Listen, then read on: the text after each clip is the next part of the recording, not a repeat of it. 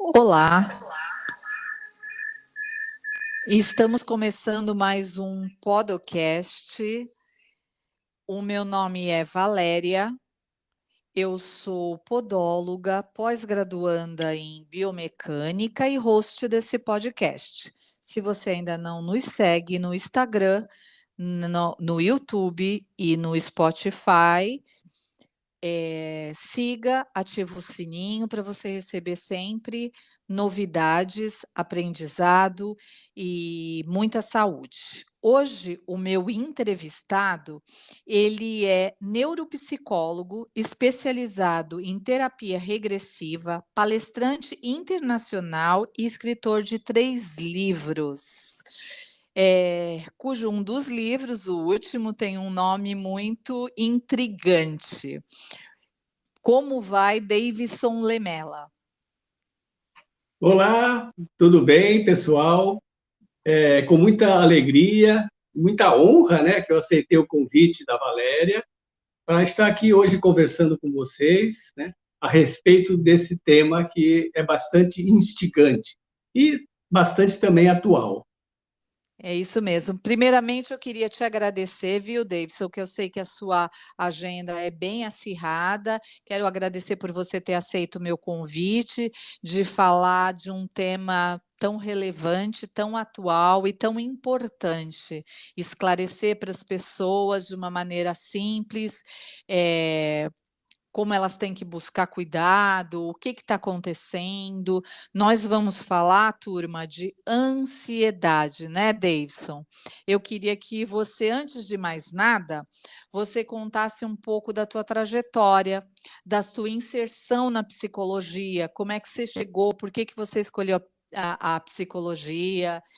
Conta um pouquinho dessa tua história aí, até tu chegar a ser um palestrante internacional. Eu trabalhei durante muitos anos numa empresa, né, na área de tecnologia, eu era analista de sistemas, eu era responsável por computadores de processo nessa empresa. E eu trabalhei muitos anos nessa empresa e quando eu tinha aproximadamente uns 44, 45 anos, eu saí dessa empresa e comecei a estudar psicologia. Eu fui fazer psicologia porque eu queria me especializar em terapia de vidas passadas, ou terapia regressiva. E eu fiquei sabendo que para você trabalhar com essa terapia, você precisaria estar formado em psicologia ou em medicina. E quando eu saí da empresa, então, eu entrei na faculdade de psicologia e eu tinha quase 45 anos quando eu entrei na Você faculdade. chegou a se aposentar, Davidson? Isso, eu me aposentei nessa empresa, né? Eu comecei a trabalhar muito cedo. Às vezes as pessoas assim falam, pô, mas você se aposentou muito cedo, né? Mas eu também comecei a trabalhar muito cedo, né? Eu Comigo comecei a trabalhar acontece a mesma coisa.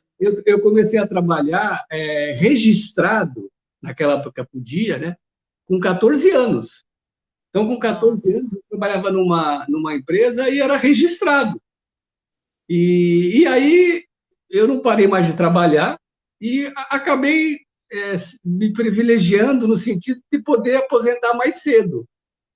E quando eu me aposentei, foi quando eu entrei na faculdade de psicologia, porque eu precisaria estar formado em psicologia para poder fazer a pós-graduação em terapia regressiva. E aí, quando eu estava já no último semestre da faculdade, porque a faculdade de psicologia são 5 anos, né? Quando eu estava no último semestre, é que eu já comecei a fazer a pós-graduação, porque eles aceitavam, né?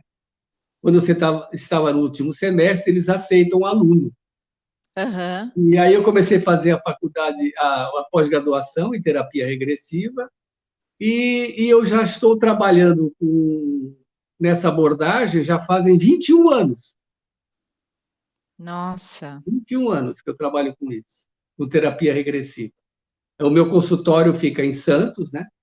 E ali na Avenida Ana Costa. Tá, e como é que deu, como é que foi esse pulo? Você, bom, pelo jeito você se apaixonou pelo que você faz, né, porque daí tu já começou a ser escritor, já virou palestrante, já Não, eu sou também espírita, né? Sou espírita desde 1975, quer dizer, há 48 anos, né? Sou espírita. E eu sempre li bastante. Eu sou uma pessoa que eu tenho até uma certa assim, compulsão para ler. Eu gosto de ler muito, né? E, e a própria literatura espírita, os romances, os livros de estudos que eu lia, acabaram fazendo eu me interessar, sabe, pela terapia de vidas passadas, porque eu pensei assim que seria interessante ajudar as pessoas, porque era assim evidente, né, que muitos dos problemas que as pessoas atravessam no dia de hoje, muitas das dificuldades que elas têm, está relacionado a essas experiências nossas de outras vidas, de outras histórias que nós vivemos no passado, de outros personagens que nós fomos, né? Existem muitas histórias da qual nós fomos protagonistas no passado. Tem muitas histórias boas, muitas histórias bonitas de amor, e também tem muitas histórias difíceis, histórias dolorosas, histórias até trágicas, né? E alguma dessas histórias, às vezes, nos incomoda na vida atual. Então, eu imaginei que eu poderia ajudar as pessoas, né? Trabalhando com essa abordagem, a terapia de vidas passadas. entendi. E tem comprovação científica a terapia de vida passada, Davidson? Então, os conselhos de medicina e de psicologia, eles não reconhecem essa terapia de vidas passadas como... Ficou mudo o teu fone. Não, não tô te ouvindo. E agora, está ouvindo? Tô. Ah, tá. Então, eles não reconhecem a terapia de vidas passadas como uma abordagem psicológica, porque eles alegam que, como a terapia de vidas passadas se baseia na hipótese da reencarnação, a alegação é de que a reencarnação não tem comprovação científica. Entendi. Entendeu? E por não ter comprovação científica, a visão deles, né, a opinião deles. E como não tem comprovação científica, eles não reconhecem essa abordagem psicológica, né? Só que tem um detalhe interessante, né, que a gente é importante lembrar. A maior parte das abordagens psicológicas que existe a psicologia comportamental, existe a psicologia junguiana, existe a psicologia psicanalista, existe a psicologia humanista, e você sabe que nenhuma dessas abordagens psicológicas possui comprovação científica. É mesmo? Nenhuma delas existe comprovação científica. Não existe nenhuma prova científica de que existe o inconsciente de Freud. Não existe Entendi. comprovação científica. Mas então a gente entende assim que na psicologia, né, acho que o que vale para autenticar uma determinada abordagem é o tempo que ela existe, né? Então a psicanálise de Freud já existe há mais de 100 anos, né? Então, por conta desse tempo e até por conta de muitas produções literárias que foram realizadas pelos seguidores de Freud, né? Então, por conta disso, né, a psicologia reconhece a psicanálise, mas não existe comprovação científica.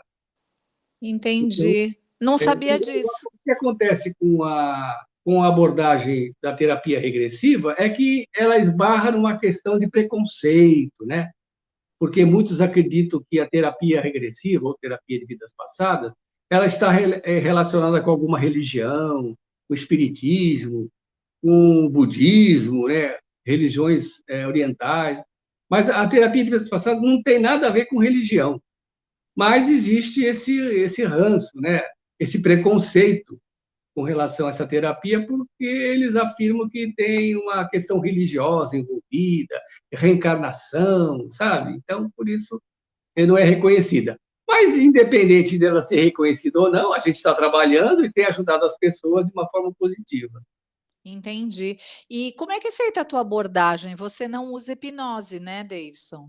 Então, na terapia regressiva, né, pra você, dentro da terapia regressiva, existe uma técnica que nós usamos, e essa técnica é chamada regressão de memória. Então, a regressão de memória é quando a gente ajuda o paciente a se lembrar de uma vida passada, de uma experiência de uma outra vida.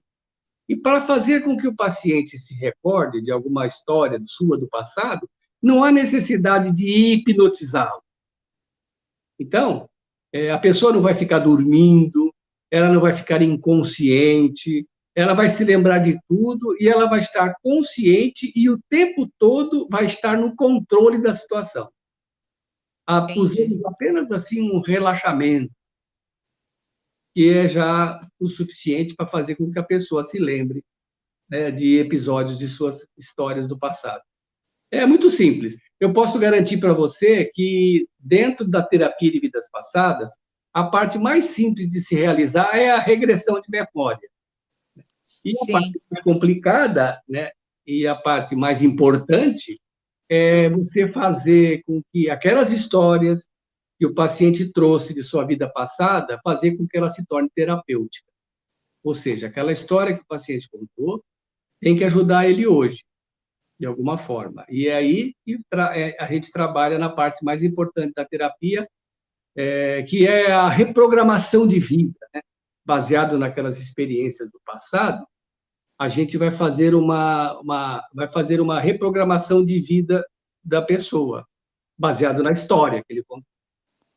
Fazer a entendi. conexão, por exemplo, Dá um de exemplo coisas. prático. Hã? Dá um exemplo, conta uma historinha rápida, um exemplo Então, por exemplo, prático. vamos imaginar uma coisa bem simples e clássica. Vamos imaginar que uma pessoa aparece no consultório, assim, com problema de, vamos supor, medo de altura, tá? Tá, tá. Tem até uns casos que eu conto no meu livro, né, que depois eu vou relatar.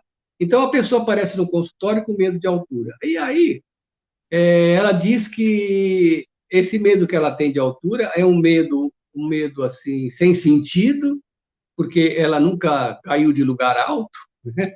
Ela nunca teve problemas, né, com relação à altura, mas ela tem um pavor de altura, que ela não diz que não pode chegar na janela, que ela já passa mal.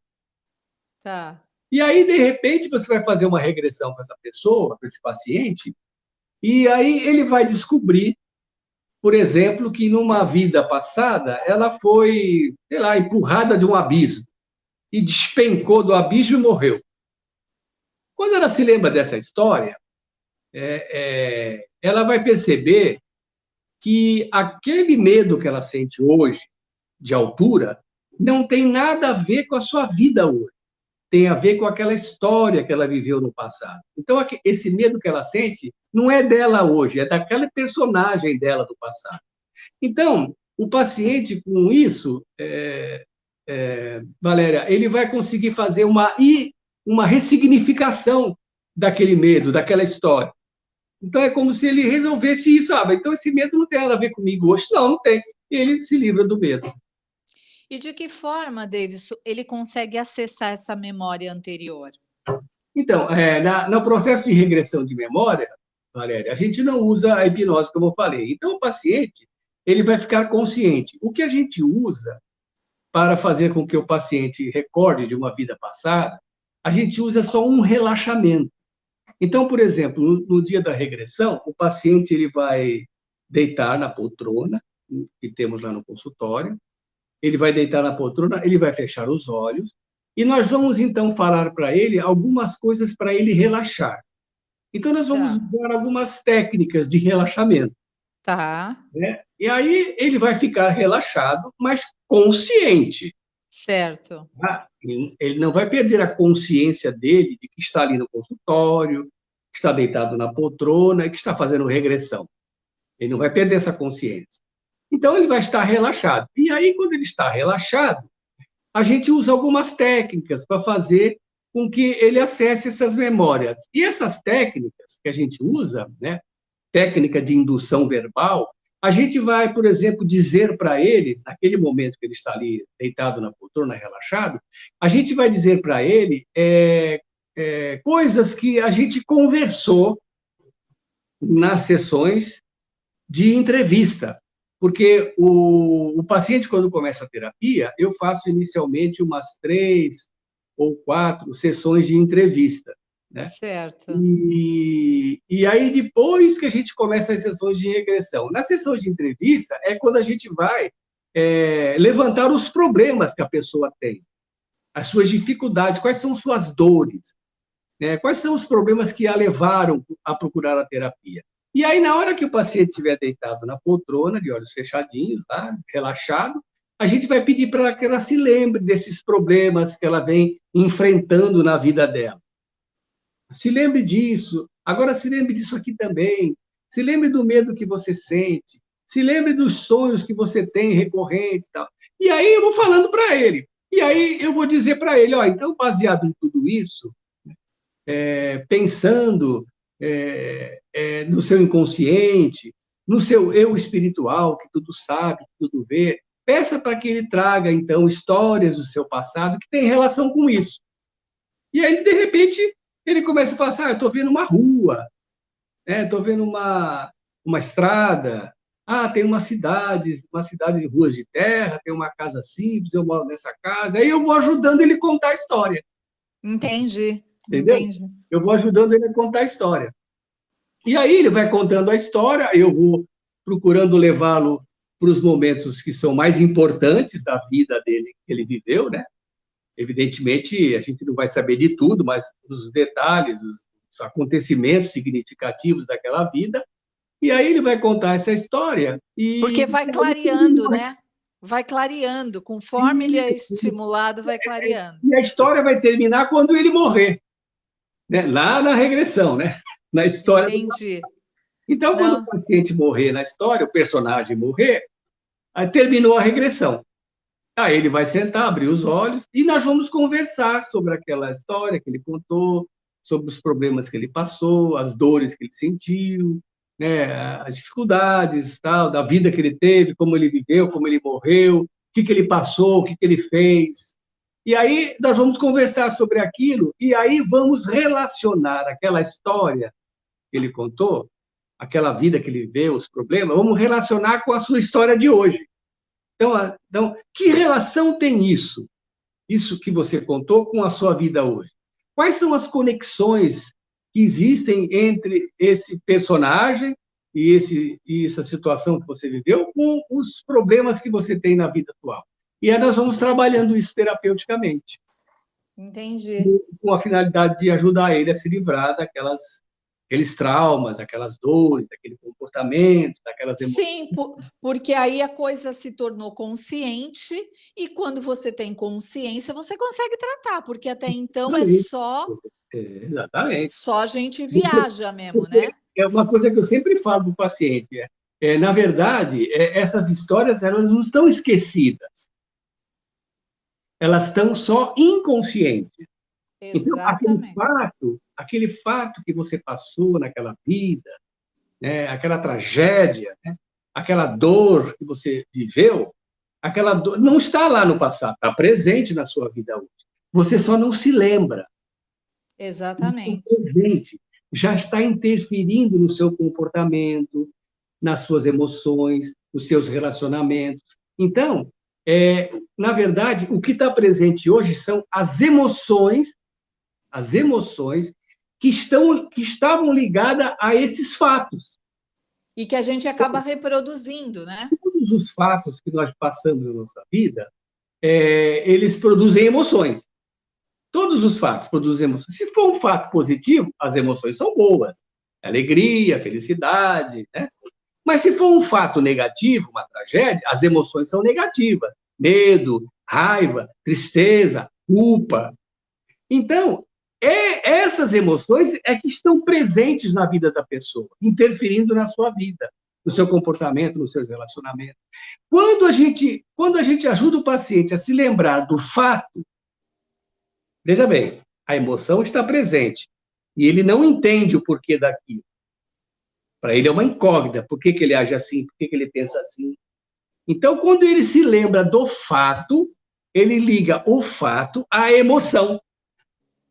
E aí nós vamos trabalhar isso terapeuticamente, no sentido de poder ajudá-lo a se melhorar como pessoa, né? E isso, se a gente trouxer um pouco para a nossa vida atual, a emoção está presente em tudo, né? Às vezes a gente passa algum momento da nossa vida que a gente cria algumas cicatrizes, só que fica esquecida, mas a cicatriz está lá.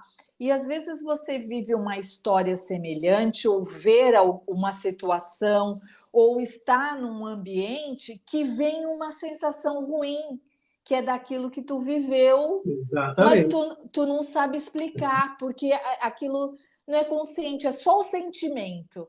E aí tu tem que escarafunchar, que é o que a gente faz na terapia comum, para poder trazer isso à Exatamente. tona, ficar evidente para você poder tratar, porque a gente não trata daquilo que a gente não tem consciência, né, Davidson? Exatamente. Você sabe que muitas pessoas falam assim, elas argumentam o seguinte, elas dizem assim, é, não é errado você fazer as pessoas ficarem se lembrando do passado, né? Hum, A pessoa não corre o risco de se lembrar, por exemplo, de uma situação difícil do passado, ela ficar traumatizada com aquilo, se lembrar, por exemplo, que numa outra vida matou alguém, certo? certo. Isso não pode, ao invés de ajudar a pessoa, não pode prejudicá-la hoje. E também, se fosse bom a gente se lembrar de nossas vidas passadas, a gente então reencarnaria se lembrando. Então, se a gente não se lembra, é porque não é para se lembrar. Então, se não é para se lembrar, não é errado você ficar fazendo com que as pessoas se lembrem do passado. Então, quando eu vou fazer palestra, me chamam para fazer palestra, principalmente assim em centros espíritas, né, que pedem para me falar desse assunto, eu sempre gosto no final de abrir para perguntas, porque é um tema assim bastante interessante, as pessoas gostam de perguntar, têm muitas dúvidas, curiosidades. E essa pergunta sempre aparece. Mas não é errado, não é contra as leis de Deus, né? Você ficar fazendo as pessoas se lembrar do que está esquecido, né? Mexendo nessas coisas do passado. E isso não pode prejudicar a pessoa, isso não é contra a lei de Deus. Essa argumentação sempre surge. Aí eu explico o seguinte: veja só, na verdade, na terapia, o paciente ele não vai se lembrar do que está esquecido, porque o que está esquecido não incomoda. O que está incomodando hoje é o que não está esquecido. Que está Então, na terapia, latente, o né? paciente ele vai se lembrar do que não está esquecido, já está presente na vida dele. Mas isso não vai me fazer sofrer? Não, já está fazendo você sofrer. Não, isso não vai me trazer trauma? Não, você já está traumatizada por isso. Exatamente. E se está Entendeu? aparecendo, não sei se eu vou falar groselha, mas se está aparecendo, é justamente para mexer naquela ferida e tratar ela, cauterizar, né? Porque é algo que ficou mal resolvido no passado. É algo que ficou pendente, então não passou. Tem que resolver. Entendi. Eu deixei você falar um pouquinho disso, né? Mas não é o nosso tema principal. Depois a gente volta nesse assunto, porque eu sei que isso é curiosidade de muita gente. Sempre que eu falo da minha ligação com você, as pessoas me fazem essas perguntas. Falei, gente, eu não sou ele, eu não sei responder. Vocês marquem uma consulta e vai lá. Ou assiste uma palestra minha, que nas palestras eu também explico, né? E Agora, eu para ouvir o podcast, né? vai A ouvir o gravação, podcast. E vale salientar que eu te fiz todas essas perguntas para você esclarecer para o público que vai nos ouvir, mas que eu já fiz terapia regressiva e eu sabia de tudo isso que você ia falar, né? Mas eu queria que você falasse com a você já sua. fez, eu lembro. Faz tempo, inclusive, né? Faz tempo, faz tempo. Faz uns 15 anos. Daí para mais, viu? É. Daí para mais. A gente era mais jovem. É, é verdade.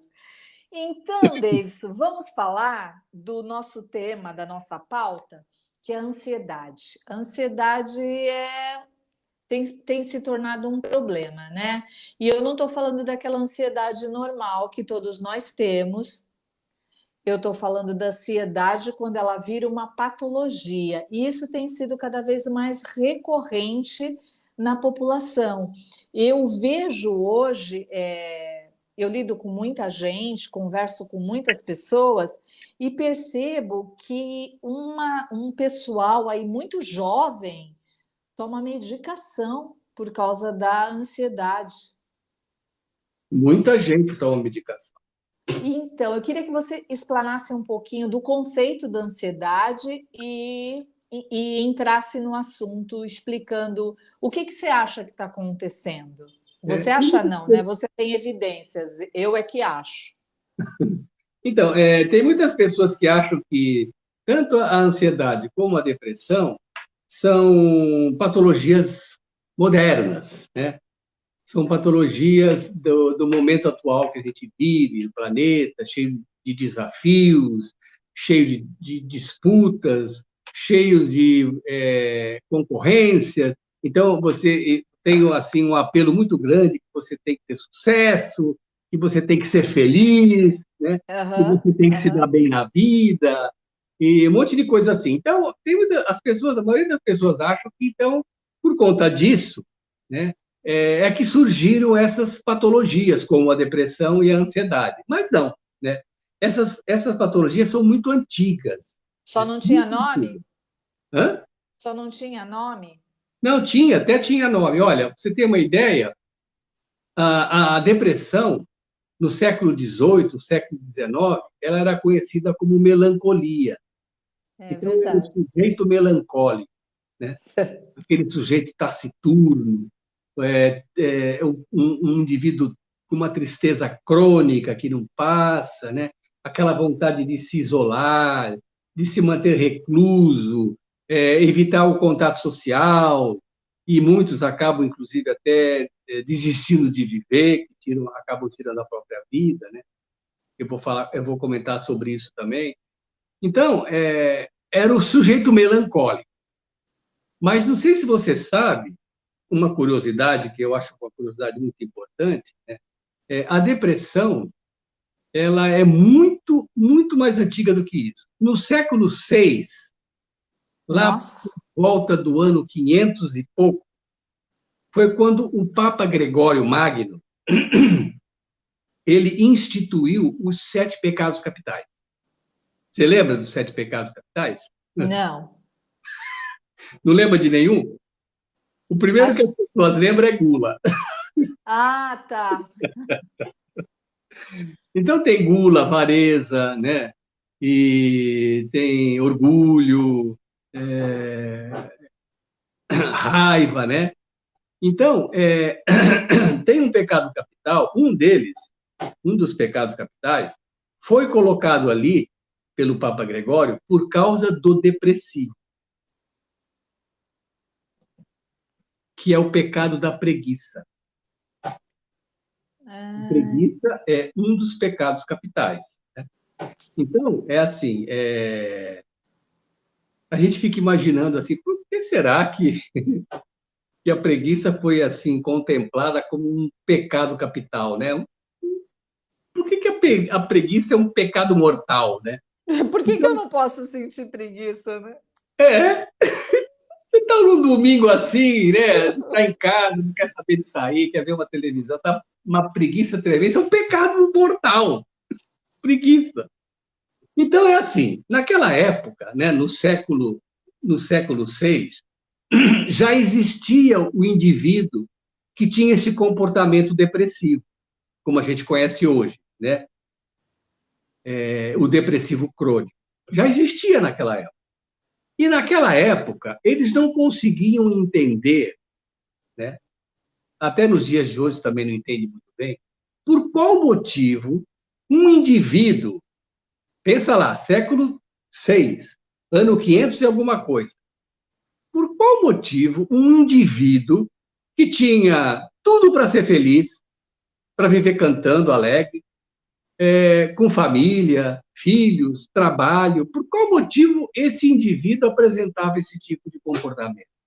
O comportamento típico do depressivo.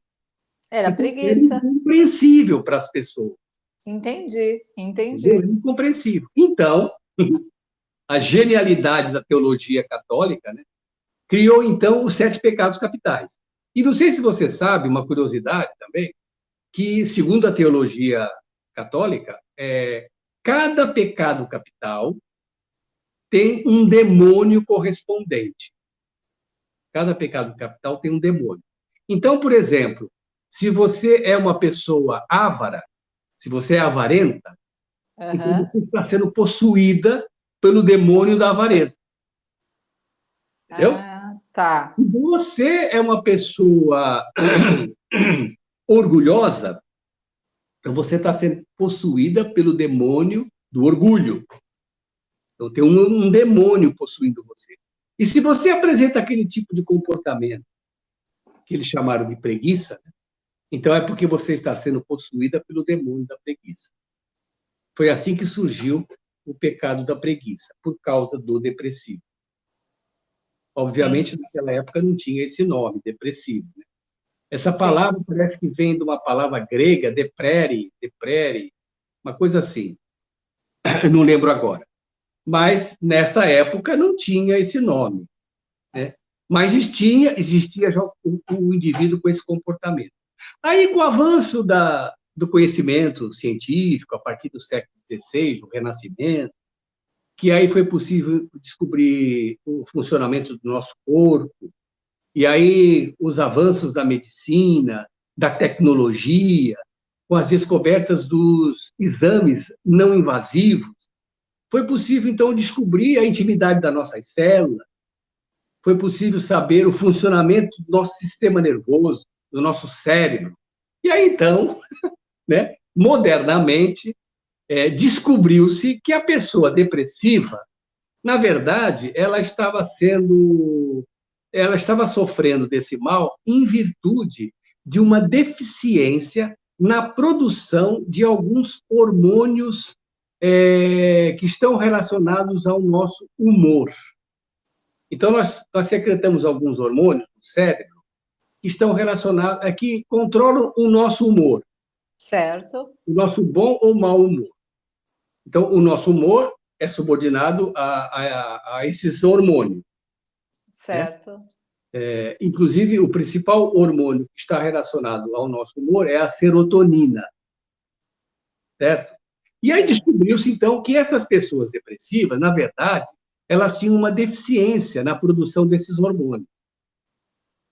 Então, com a visão da medicina moderna, com a visão da medicina organicista, com o conhecimento do funcionamento do nosso sistema nervoso, nosso cérebro, nosso neurônio, descobriu-se, então, que o problema das pessoas não eram os demônios, mas sim os hormônios. Tá? Aí, né, o nome do Aí meu eu livro saquei o livro, são é. demônios ou são hormônios? Né? A interrogação. Aí, nesse livro, eu estou lançando, eu falo sobre uma tese que é baseada na própria experiência clínica, não só minha, de vários profissionais que trabalham com terapia regressiva. E, na verdade, não são nem demônios, nem são hormônios. Porque a pessoa depressiva, como a pessoa ansiosa, ela não é uma pessoa doente, fisicamente falando. Na verdade, a depressão e a ansiedade não é uma patologia orgânica, física. A pessoa não é doente, né? Ela não é doente. Então, quando ela vai no médico, e o médico faz lá uma entrevista, faz um exame clínico, e aí diz para ela assim: olha, você é depressiva, você tem que tomar esse remédio, você tem que se medicar, tem que tomar fluoxetina e tal, tal.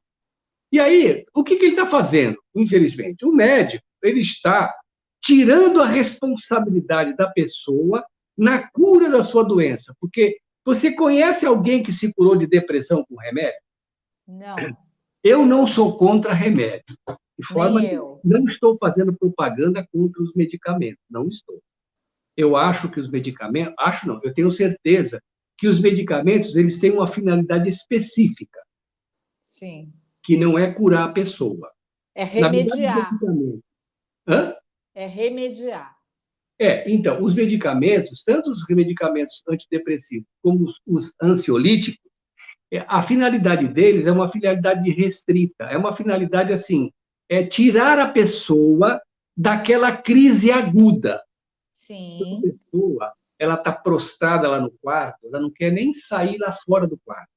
Ela quer ficar no quarto fechada, chorando, com a luz apagada, né? Ou então o ansioso crônico tem aquelas crises de ansiedade que provocam um monte de sintomas negativos, tanto físicos como psíquicos e emocionais, que depois a gente vai explicar. Então, na verdade, o remédio entra aí como um auxílio para tirar a pessoa daquela situação do aguda. buraco. Agora eu queria abrir um parêntese aqui na nossa conversa.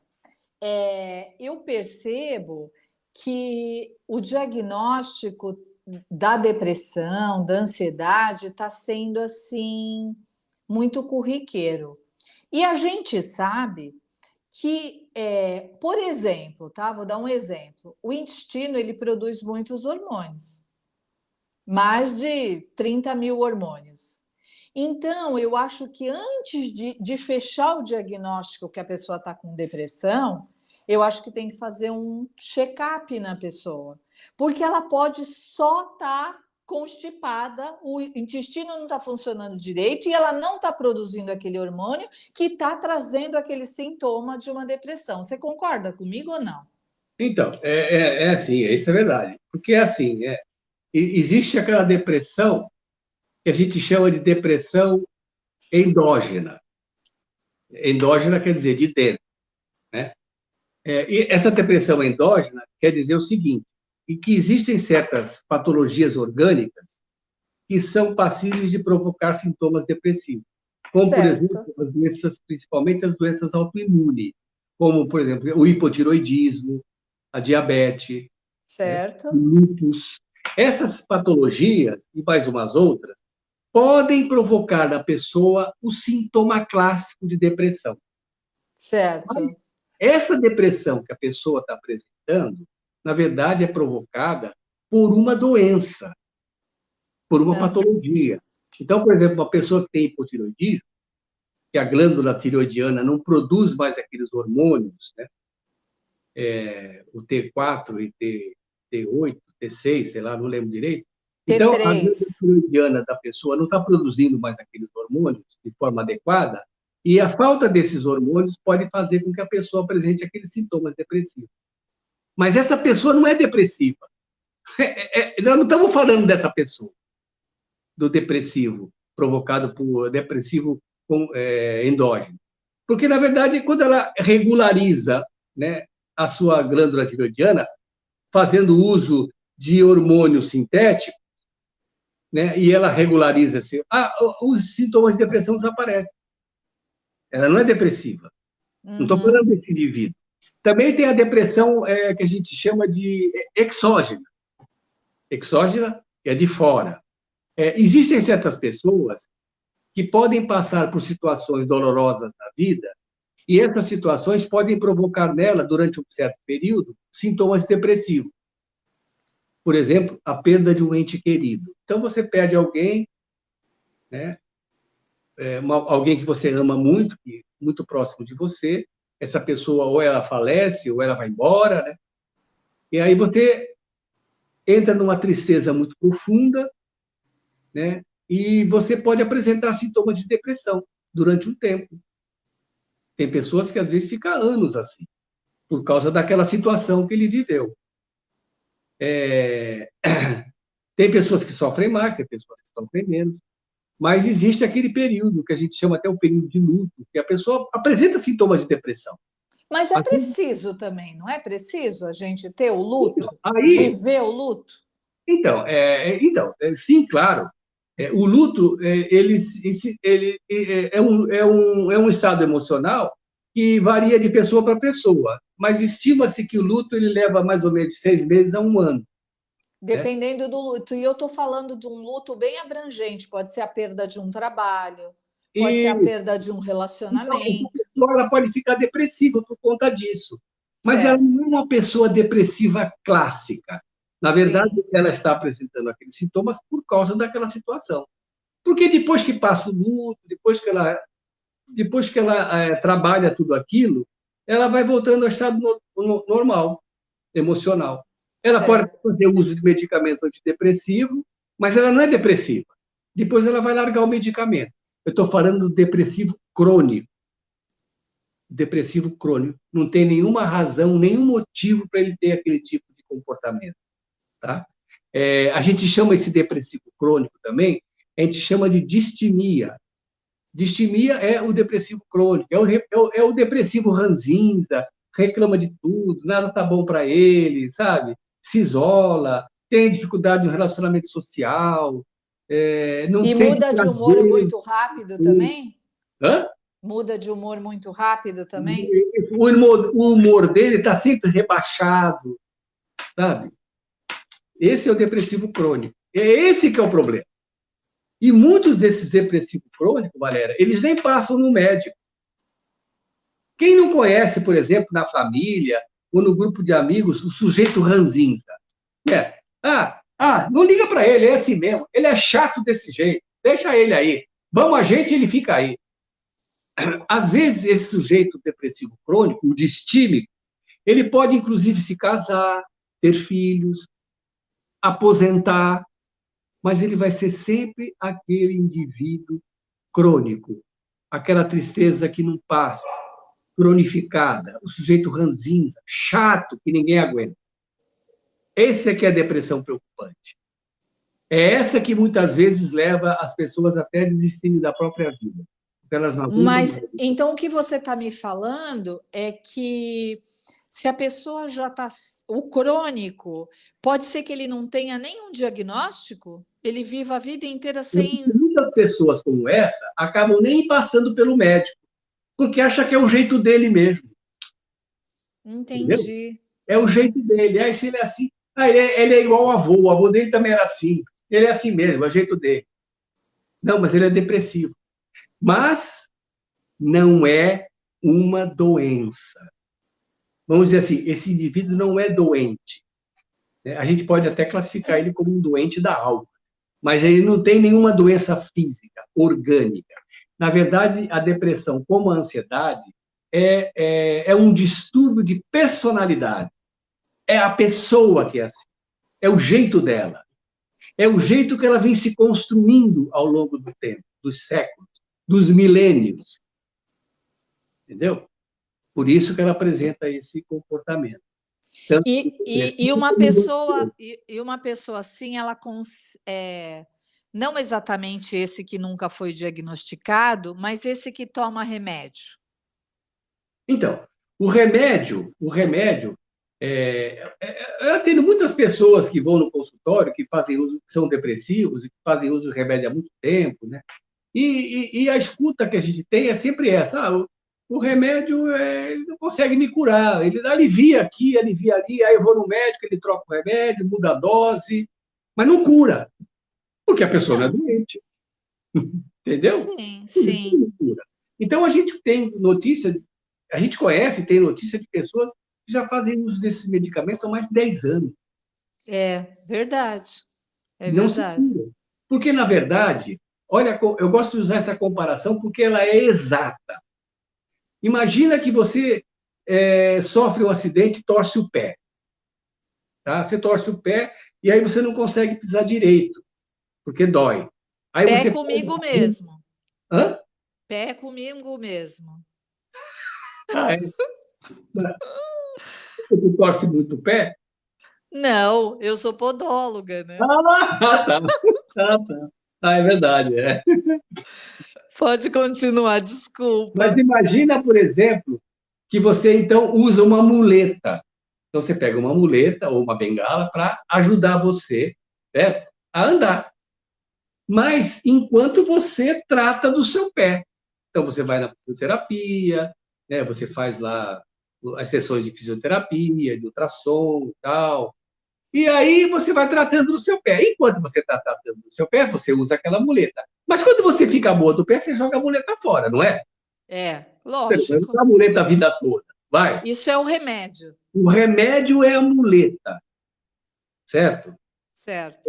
Enquanto você teria que tratar a sua depressão, que na verdade a sua depressão, como a sua ansiedade, ela está ligada à sua personalidade, ao seu jeito de ser na vida, como você lida com as coisas, com as contrariedades, principalmente. Então, geralmente, a pessoa depressiva é uma pessoa muito prepotente, ela quer as coisas do jeito dela, sabe? Ela tem dificuldade para lidar com as contrariedades, com as pessoas que não fazem das coisas do jeito que ela quer. Então, ela fica assim. E ela é autoagressiva, ela fica com raiva, mas ela não é de explodir, ela não é de falar palavrão, ela não é de bater a porta, quebrar as coisas, não, ela fica quieta, ela engole e ela vai ficando depressiva. Entendi. E aí, é claro, é óbvio que é muito mais fácil tomar remédio, né, do Do que que você encarar. do que você se modificar, não é?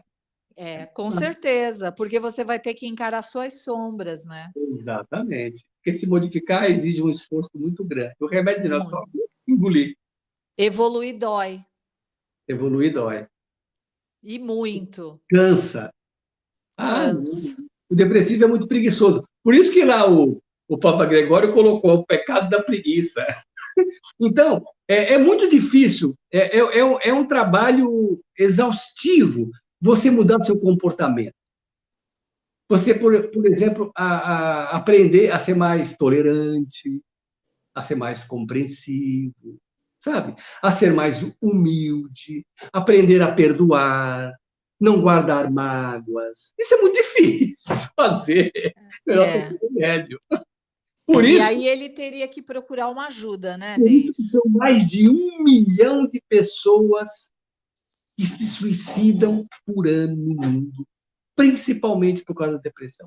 No Brasil, o ter esse dado estatístico, no Brasil, a cada hora, no Brasil, 10 pessoas tentam se suicidar e uma consegue. Então, nessa hora que nós vamos estar conversando aqui, uma pessoa se suicidou no Brasil. São mais de 20 pessoas por dia que se suicidam no Brasil, Por causa da depressão. principalmente por causa da depressão. Mais de 20 pessoas por dia. Então, enquanto nós estamos conversando aqui, uma pessoa no Brasil se suicidou. E são mais de 1 milhão no mundo que se suicidam por ano. O suicídio, ele já tirou mais vidas do que todas as guerras juntas. Ele já matou mais gente que a AIDS, o suicídio. O suicídio ele já se tornou um caso de saúde pública, em virtude, inclusive, do aumento exagerado de suicídios entre crianças e adolescentes. E o pior não é isso. E o pior é que você não pode falar de suicídio. Porque se você falar de suicídio, o suicídio aumenta. Se você lançar uma campanha contra o suicídio aumenta. Se você fazer um mês do suicídio, né? Que parece setembro, né? Setembro é É, setembro amarelo, né? O é. setembro é o mês que tem mais suicídio. Por quê? Porque você não pode falar disso. Por isso que os meios de comunicação nem falam muito desse tema, nem exploram muito, porque as pessoas acabam tirando a própria vida. É como se elas se sentissem incentivadas, sabe? Entendi. Quando se fala nisso. Então, é um caso de saúde pública. Mesmo você falando assim da depressão e da ansiedade de uma forma leve, eh, como é que eu posso falar? É um caso muito alarmante, né. É que nem você falou com relação aos adolescentes, tem muito adolescente que se suicida. Por que que você acha que o adolescente, que está naquela fase bacana, que está conhecendo um monte de gente, você acha que, por exemplo, as redes sociais têm um pouco a ver com isso? Não, eu vou te explicar. Eu desenvolvi um teste psicológico, elaborei um teste, né, demorei um tempo, e esse teste, Valéria, esse teste mede o nível de exigência da pessoa. Então, eu já apliquei esse teste em um monte de pacientes, né? E já apliquei também esse teste em palestra, em seminário, em congresso. Então, quando eu aplico individualmente, a pessoa responde lá o questionário individualmente. E a resposta do questionário é são xizinhos que ela faz, é alternativa. E quando eu faço assim o teste em palestra, eu peço para as pessoas levantarem a mão, porque, na verdade, não são perguntas, são situações do dia a dia. Então, por exemplo, eu cito lá uma situação qualquer, né? E aí eu pergunto para as pessoas, ou para a pessoa que está respondendo individualmente: você é assim? Aí ela vai responder: sempre, nunca, às vezes ou raramente. Então ela vai fazer um xizinho. Aí vem uma outra situação. Quando isso acontece, você fica com raiva, você se magoa, mesmo que você não demonstre. Aí ela vai responder: nunca, às vezes, quase sempre ou sempre. Ela vai fazer o xizinho, tá? Então, Tá. 15 questões que ela vai responder o xizinho. E aí, no final, eu tabulo, né? Faço uma tabulação do questionário e daquela tabulação sai uma nota de 0 a 10, tá? Então, essa nota, em tese, estaria relacionado ao nível de exigência da pessoa, o seu nível de exigência. O quanto que a pessoa é exigente, né? Isso ia medir a tendência que ela tem a uma depressão. Não, É não, isso? vamos ver, eu vou Não? explicar.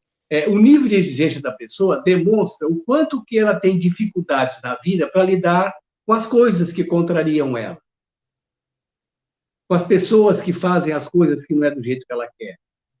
O nível de exigência, de perfeccionismo, de intolerância, vai demonstrar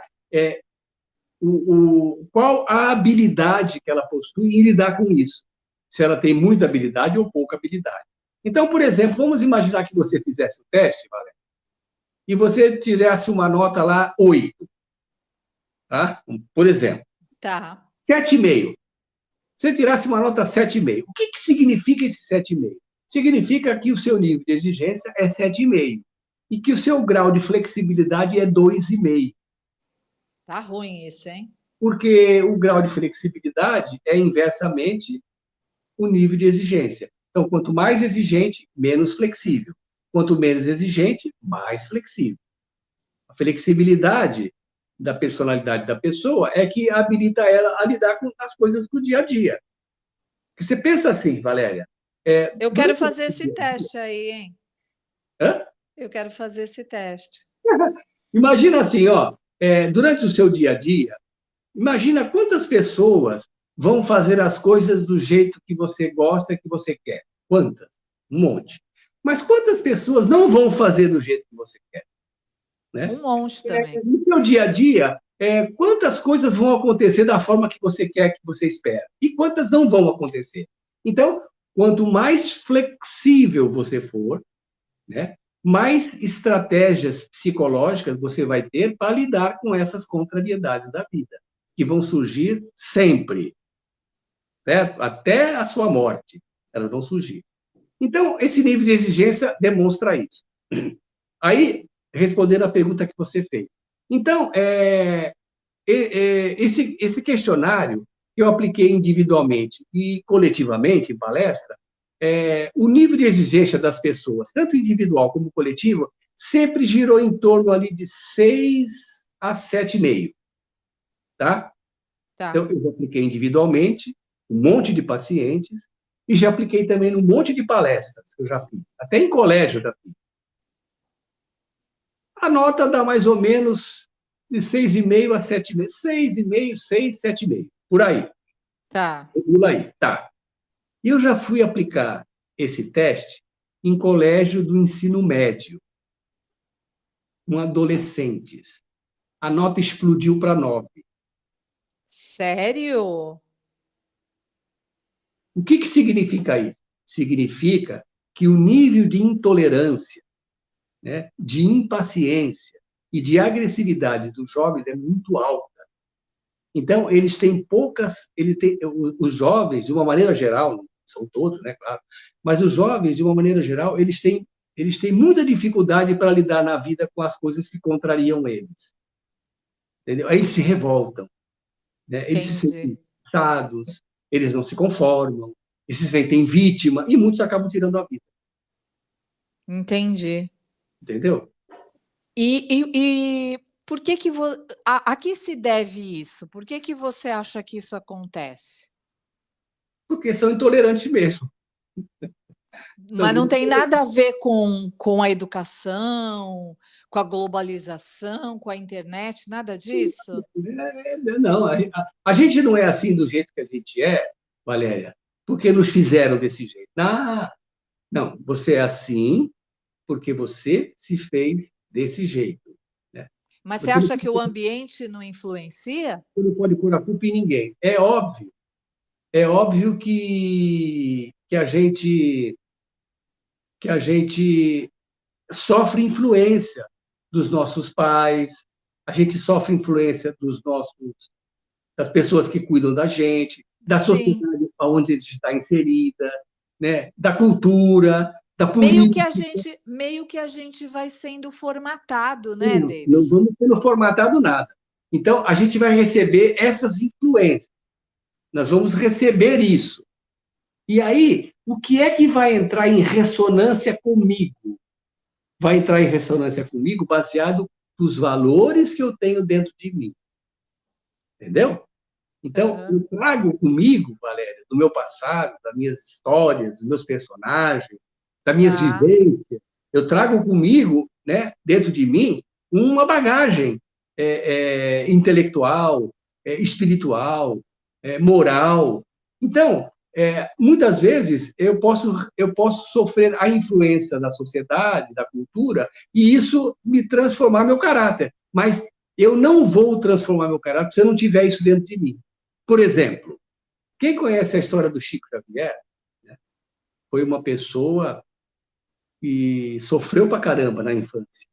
Ele sofria maus tratos, violência da a tia dele, parece que até furava a barriga dele com garra, mandou ele lamber a ferida do filho dela. Então, o Chico Xavier sofreu muito na infância. Então, ele tinha todas as razões do mundo, Valéria, para se tornar um adulto revoltado, inconformado, traumatizado, mas não. Ele foi uma pessoa que a vida dele foi uma doação para os. Então, vai depender muito dos valores que eu tenho acumulado dentro de mim, entendeu? E aí, Entendi. esses valores vão vir à tona. Eu também tenho coisas negativas dentro de mim que a influência que eu receber pode me influenciar, né, na exteriorização dessas questões negativas. Então, eu sou assim porque eu me fiz do jeito que eu sou. Eu quis ser assim. Entendi. Então nós voltamos para o mesmo ponto de origem, o autoconhecimento. Exatamente. Então, é preciso, hoje em dia, né, as famílias, né, elas criam as crianças assim meia soltas, né, não dão muita disciplina, não cobram posturas, né, deixa assim meio solto. E aí eles crescem assim com uma dificuldade muito grande de lidar com as coisas na vida. Quando eles começam a entrar numa vida de relações com outras pessoas, né, na escola e tal, eles não têm assim um treinamento para lidar com tudo isso. Não tem limite, não sabe se frustrar. Então, antigamente não, né? A nossa forma de educação dos nossos pais não colocavam de castigo, né? Sim. De vez em quando dava umas palmadas no bumbum, né? Uns psicotapas, né? Exatamente. Os psicotapas. É, é. Então, a gente foi educado de uma outra forma, né? E a educação hoje privilegia assim uma liberdade muito grande e excessiva. E essa liberdade acabou virando libertinagem. Então, acho que os jovens eles têm pouca paciência, pouca tolerância, não aprenderam as dificuldades, sabe? Que tem que aprender a obedecer, a ser respeitoso, a ser paciente, a ser compreensivo, não aprenderam. Então, foi isso que aconteceu. É uma convulsão social que nós estamos vivendo em função dos métodos que foram disseminados na sociedade de educação dos filhos. Entendi. Eu, com 14 anos, eu já trabalhava registrado, mas eu comecei a trabalhar com 10 anos. Que também não é bom, né? É? Que também não é bom. Não é bom? Eu não acho. Com 10 anos, uma criança trabalhar? Mas é um trabalho informal, um trabalho tranquilo, né? Não é um trabalho. Não, eu sei. É, mas hoje a gente sabe que também eu acho que eu apoio a educação que nós tivemos, mas eu acho que muita coisa que foi mexida, também foi legal, a gente foi melhorando, né, melhorando em muitos aspectos. Mas infelizmente, em algum momento aí que eu não sei qual foi, meio que perdeu a mão, né. É, A mão, perdeu a mão e a gente acabou construindo uma sociedade que está doente, exatamente. emocionalmente, né. Nossa sociedade está doente. É isso mesmo. É isso mesmo. E então fala um pouquinho desse livro aí, que tem a ver com Então, esse eu assunto que a gente está abordando. eu lancei esse livro no ano passado, né? Esse livro ele tem 42 capítulos, e o capítulo 1 e o capítulo 2 são os principais capítulos do livro, que falam justamente da ansiedade e da depressão, mas sob a ótica das vidas passadas. Então, aqui eu apresento tanto a depressão quanto a ansiedade, não como uma doença, mas como um distúrbio de personalidade. Então, ao apresentar esse tema, eu não desqualifico a visão da medicina tradicional, não desqualifico. Sim, Realmente existe uma relação da ansiedade com os hormônios, existe. Mas não é a causa da ansiedade. Então, aqui eu estou mostrando o que está por trás de tudo isso, que tem a ver com a nossa personalidade, com a nossa realidade espiritual. Então, e você explana isso no livro, por explico todas as vertentes.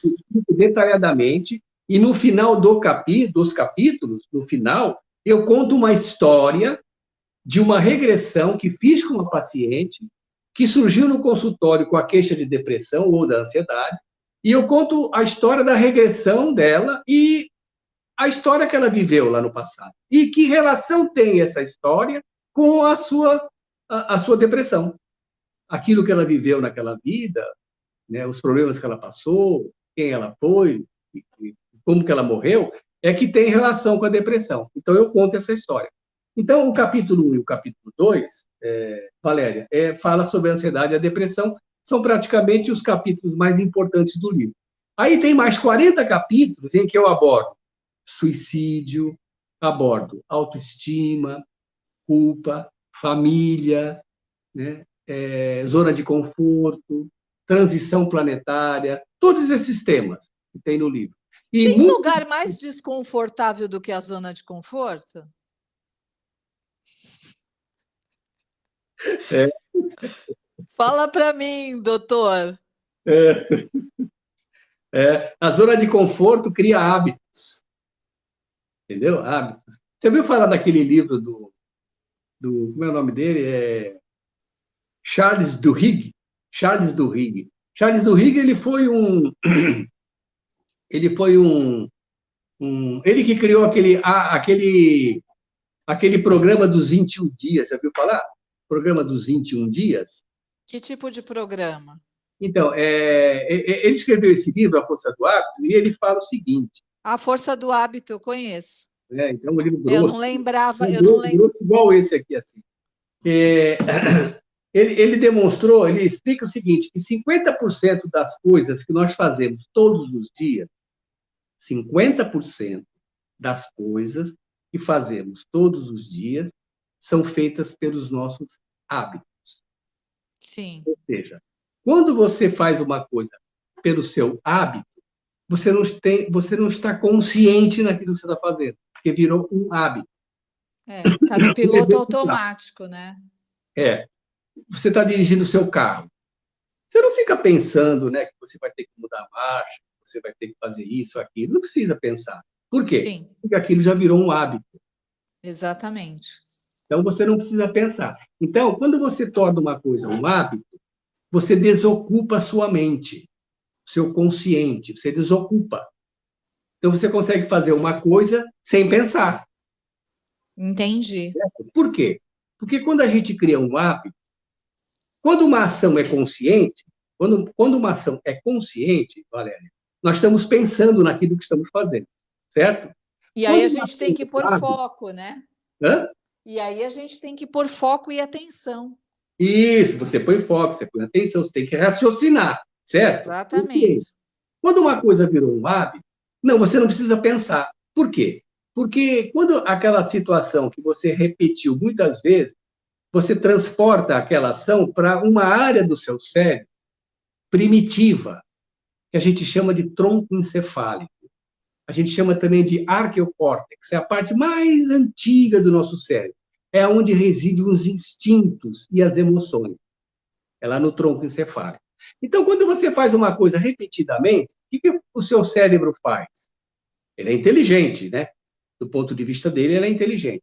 Você está repetindo uma coisa várias vezes, ele pega, remete aquilo para a parte instintiva, porque Tá. assim ele libera você. Olha que inteligente. Desocupa Libera, espaço, ele desocupa espaço e você automatiza aquilo. automatiza aquela ação. Então, quando você automatiza uma ação, você não pensa nela. Certo? Então, o Charles Duhigg, no livro A Força do Hábito, ele diz o seguinte, que 50% das coisas que fazemos todos os dias são feitas pelos hábitos. É óbvio, né, Valéria, é notório que os hábitos ajudam a nossa vida, certo? Sim. E Se a muitas gente tivesse que pensar em tudo o tempo todo, também já era pensou? Você não ia gastava ter muita tempo de fazer nada. energia. Exatamente. Exatamente, é. Então, ele fala isso, que os hábitos ajudam a nossa vida, facilitam a nossa vida. Mas tem muitos hábitos nocivos. Uma Sim. grande parte dos nossos hábitos são nocivos, são negativos. E a gente faz essas coisas assim, sabe? Explode, virou um hábito. Uma determinada atitude virou um hábito. Então, você tem que conhecer esses hábitos e extingui-los. E você pode fazer isso em 21 dias. Foi aí que ele criou a técnica dos 21 dias, certo? Então, por exemplo, eu já fui fazer palestra desse tema em centro e eu levo umas pulseirinhas. Deixa eu ver se eu tenho uma aqui. Ah, tem aqui, ó. Vou te mostrar a pulseirinha. Eu já levei essa pulseirinha no centro, na palestra. Tá vendo essa pulseirinha? Tô vendo. Essa pulseirinha também é conhecida como pulseirinha da amizade. Hã. Tá? Então, eu explico para as pessoas, eu explico tudo isso que eu expliquei para você, né? E aí, eu peço para pessoas fazer um teste, um exercício. Aí eu falo assim, ó, quem quiser participar desse exercício, eu trouxe aqui umas pulseiras, aí distribuo. Né? Se a pulseira é baratinha, eu compro e distribuo. As pessoas pegam, né, e elas vão fazer o seguinte, elas vão enfiar a pulseira no pulso, assim como eu estou fazendo, certo? E vão Certo. ficar 21 dias. Por exemplo, a pessoa que é muito ansiosa, né, que se estressa, a pessoa que é ansiosa, que ela se vê, de repente, pensando numa coisa que ela vai ter que fazer a semana que vem, ela fica estressada. Então, ela vai ficar com essa pulseirinha 21 dias no braço, sem se estressar. Agora a pergunta que não quer calar, você já teve sucesso no É mesmo. Deixa eu nesse explicar, deixa eu tratamento? explicar. Não acabou ainda o teste. Quando eu vou explicar esse teste na palestra, eu falo assim: olha, eu vou explicar um teste para vocês, eu vou pedir para que vocês não deem risada, porque é sério. E todo mundo ri, não tem jeito. Você vai ficar com essa pulseira no seu pulso 21 dias sem se estressar. Se no segundo dia você se estressou, não consegui, me estressei. Tudo bem. Você pega a pulseira, tira do pulso, E põe coloca no no outro. outro e começa a contar de novo. Ah, não acaba nunca. Até você conseguir ficar 21 dias. Aí, quando eu faço palestra no centro, eu falo: olha, eu dou um prazo para vocês até dezembro.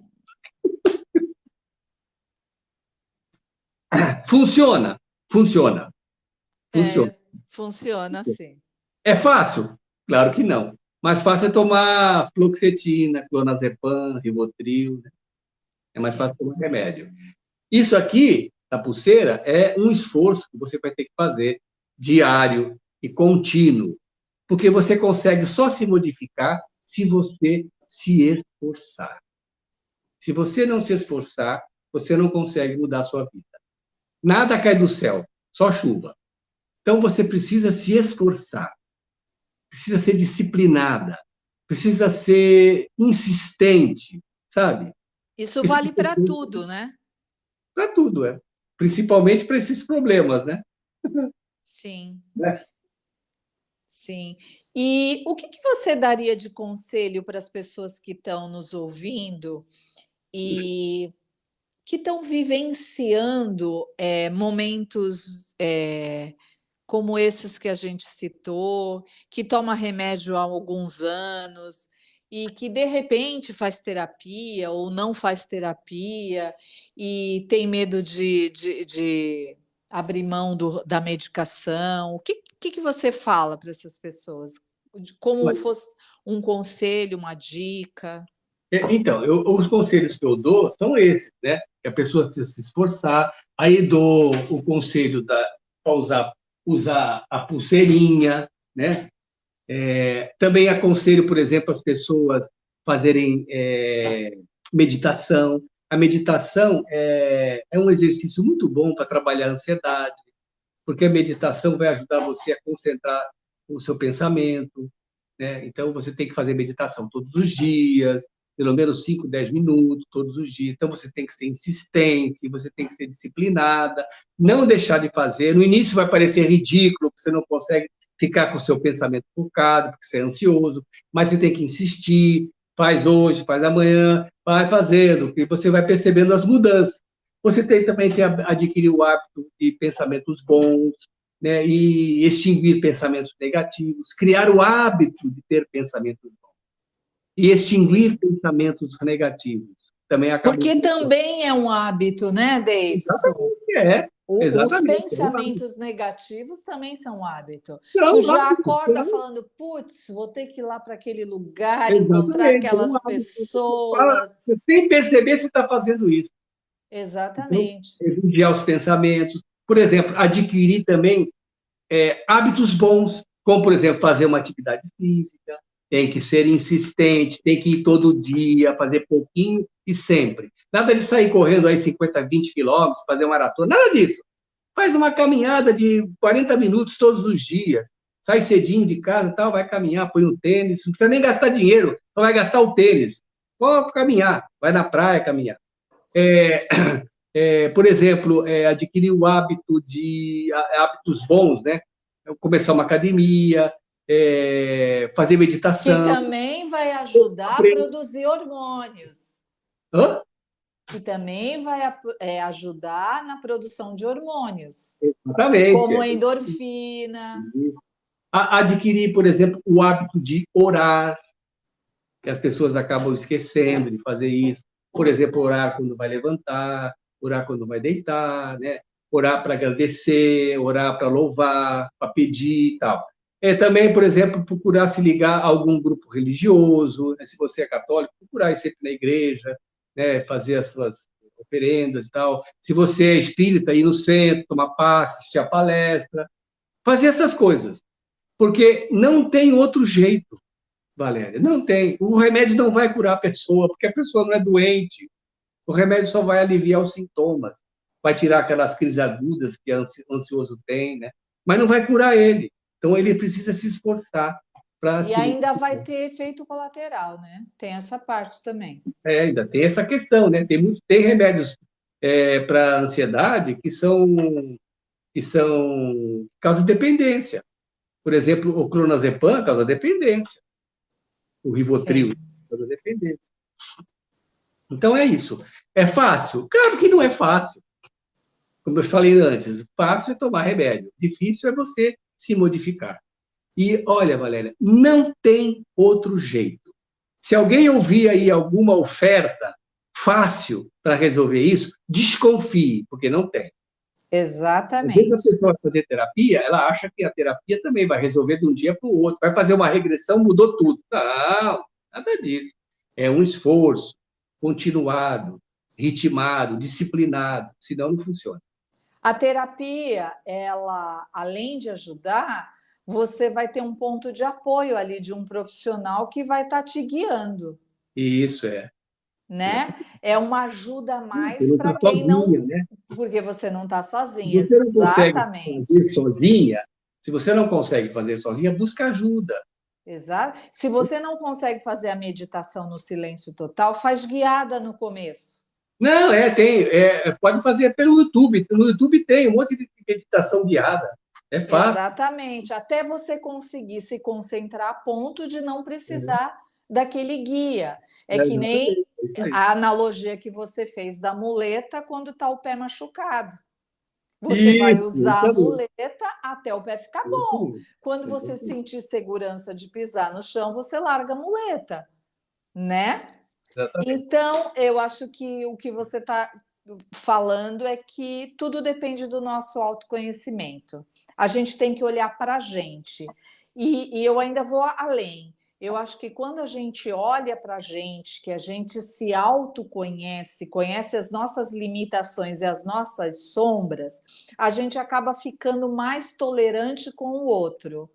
Estou falando bobagem? Não, exatamente. É isso. É super verdade isso. É isso mesmo. Porque a gente acaba entendendo que tem coisas que a gente também fracassa e que o outro vai escorregar no tomate, talvez nos frustre, tal. E isso, inclusive, pessoas que a gente ama, que geralmente é as que estão mais perto de nós, né? Então, quando a gente se autoconhece, a gente tem um olhar mais generoso com as outras pessoas, porque cada um faz o que dá para fazer, né, Deus? Exatamente. Exatamente isso, Valéria. E aí a gente também aprende que a gente não controla psirico nenhum. Se a gente conseguir se controlar, já está legal, já está de bom tamanho. É, Não é verdade? é verdade. Cada um dá o que tem e vida que segue, né? E isso ajuda a gente também não se desgastar muito, né? Porque eu mesma já me desgastei muito tentando convencer as pessoas de alguma coisa. Convencer que elas precisam estudar, convencer que elas precisam se ajudar, convencer que elas precisam de um profissional. Só que não adianta. Você não consegue ajudar uma pessoa que não está preparada para receber ajuda, né? Cada um tem seu momento. É isso, Exatamente isso. exatamente isso. Davidson, adorei o nosso papo. Você gostou? Gostei, claro. Poxa, Foi foi muito legal, bom. né? A Fluiu muito gente, bem, né? a gente nem percebeu, mas já se passaram 1h15, É. né? Muito Eu vi aqui, está legal. marcando 1h17. 1h17, é isso mesmo. Muito Muito bom, legal. gostei. Eu também gostei, eu acho que vai ser muito, vai elucidar muito as pessoas, né? Talvez as pessoas que estão vivenciando um problema parecido, ou tem alguém na família, ou um amigo que está vivenciando isso, vai ter um olhar diferente e, de repente, buscar um outro recurso, né? Porque eu acho que a gente precisa disso, a gente precisa lançar mão de todas as possibilidades que a gente tem para se ajudar. Eu acredito nisso. E seja terapia de vida passada, e seja Muito bom. outras terapias que estão aí disponíveis. Eu tenho falado com muitos profissionais, inclusive de terapias paliativas, É. e eu Tudo acho que a tem gente que ajuda. tem que buscar ajuda. Se não consegue sozinho, procura alguém para se ajudar. Começa por algum lugar, com o recurso que tiver. É. Você sabe que teve uma fase da minha vida que eu estava passando por uns momentos difíceis e não dava para fazer terapia, não dava para fazer nada, economicamente falando. E sabe o que que me abastecia? Assistir vídeos no YouTube. Assistir vídeos no YouTube falando de despertar de consciência, ouvindo meditação. Foi assim que eu me alimentava daquilo. Era como se eu abastecesse uma parte de mim daquilo que eu ouvia. E funcionou para mim. E eu não estou falando que vai funcionar para todo mundo, mas a gente tem que começar por algum lugar, do jeito que der, com o recurso que tiver. É isso mesmo. Tá certo? Então é isso, Davidson. Eu queria que você deixasse as tuas redes sociais para quem quiser te achar no Instagram. Ah, pode, é só digitar meu nome, Davidson Lemela. Tá bom. É. Eu tenho, Davidson, eu né? tenho- eu tenho um site também, o site meu tem vídeos, tem textos sobre a terapia, tem um monte de tem os meus livros para vender no meu site. É só digitar meu nome, davidsonlemela.com.br. Muito bem. E eu queria que, para finalizar, não menos importante, você deixasse uma mensagem para o pessoal que está nos ouvindo, a mensagem que você quiser. A mensagem que eu deixo é que as coisas não vêm fácil, as coisas não caem do céu. A gente tem que se esforçar bastante. Então, a mensagem que eu deixo é que cada um procure se esforçar para se melhorar como pessoa. Afinal de contas, o principal objetivo de estarmos encarnados aqui nessa vida física é nós nos melhorarmos como pessoa. Não é sermos perfeitos, nos tornarmos perfeitos, mas nos tornarmos melhor. Pelo menos melhor de quando nós aqui chegamos nessa vida. Então, se esforcem, sabe? Sejam disciplinados, procurem realmente trabalhar essa transformação interior. Porque só assim, só dessa forma, que nós vamos conseguir nos livrar das nossas patologias, das nossas enfermidades, né, do nosso sofrimento. É nós nos modificando. Exatamente. Tudo é difícil, né, Davidson? A gente só precisa escolher o difícil que a gente quer viver. Exatamente. Então, que seja para a evolução, É. né? Davidson, muito obrigado. Mais uma vez, obrigado por você ter aceito o meu convite. O nosso papo foi muito legal. Eu acho que vai trazer muita reflexão para as pessoas e também vai desmistificar um pouquinho o que é a terapia regressiva, que eu acho que muita gente tem curiosidade de saber como é que funciona, e você explanou bem esse assunto. Muito obrigado, viu? Um beijão para ti, tá? E para Tchau. todos aqueles que estão ouvindo a gente. Tá bom, então. Obrigado, beijo. Tchau.